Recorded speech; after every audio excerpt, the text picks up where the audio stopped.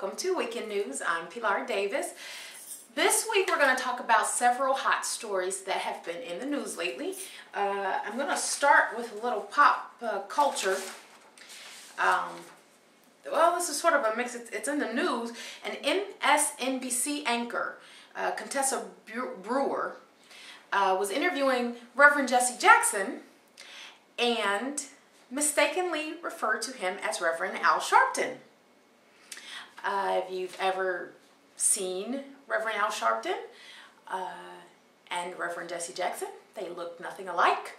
So it was pretty shocking to people that she was able to make the error, and she excused it by saying that the teleprompter said Reverend Al Sharpton, but she of course knew who Jesse Jackson was, and it was simply, she was sort of, I guess, an autopilot and read what was in front of her. But you be the judge. Take a look. Joining me now to talk about this and the nation's real problem of joblessness, the Reverend Al Sharpton. What's your reaction to hearing someone say, you know, when it comes to income inequality, all's well. The rising tide floats all boats. I'm Reverend Jesse Jackson. Right. I'm so sorry. The script in front of me said Reverend Al Sharpton. I'm looking at your face. I know who you are, Reverend Jackson. We all do. Boxer Mike Tyson was on Oprah, and it was pretty touching. It was very touching. It was interesting to see this person who was so big, sort of seemed so small in front of us, and so it was interesting. He talked a lot about his marriage to Robin Givens, and a lot about his infamous ear-biting incident during a fight with Evander Holyfield. Take a look. And I just want to know, it's just been a pleasure passing through life, being acquainted with you. Okay. Staying in the field of entertainment, I saw something very disturbing that I really wanted to mention because I found it to be pretty disheartening. I was watching an episode of The Mo'Nique Show. Mo'Nique is a comedian, stand-up comedian and actress. She was the star of The Parkers on the WB, and she was one of the queens of comedy. Right now, she's actually starring in one of the biggest movies out right now, a movie called Precious. She had a fellow comedian, Mike Epps, on the show. Mike Epps has been in a few movies, Friday After Next, I believe, and All About the Benjamins. And he's a stand-up comedian as well, and I think he's hilarious. I think he's pretty funny. But he was recounting a story on Mo'Nique's late night talk show about how he had been in a recent fender bender.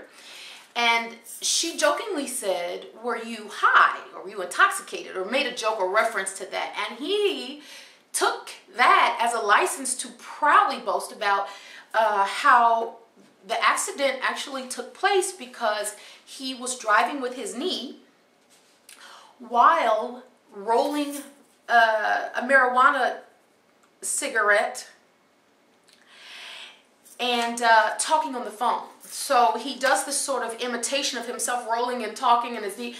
And, you know, it's a funny sort of contortionist sort of image of him doing this whole little routine. But the idea that he was in a car accident because he was doing a few things that were illegal, to say the least, but certainly the fact that it involved an illegal narcotic.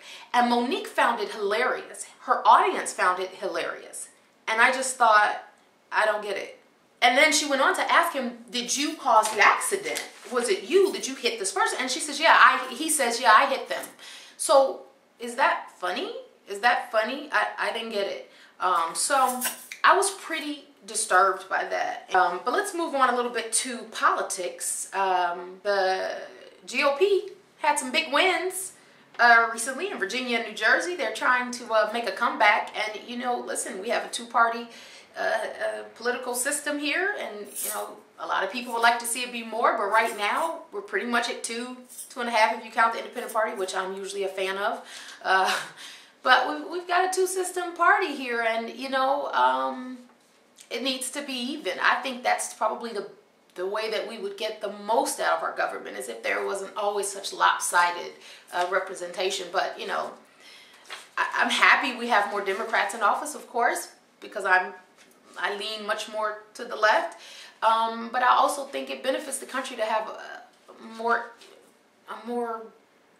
bipartisan sort of approach to every problem, and we've got a whole list of problems right now that we're trying to dig ourselves out of, and you know, the more heads the better, I say. But the Republicans were pretty happy about that, so take a look at some of that footage. It's a very good night tonight for the party here in Virginia, and certainly for the people of Virginia, who made a very clear statement about the direction they wanted their state to go. So I'm just honored to be here and have been a part of it. We've got a lot of work ahead of us still as we get ready for 2010, but tonight's a great night to celebrate.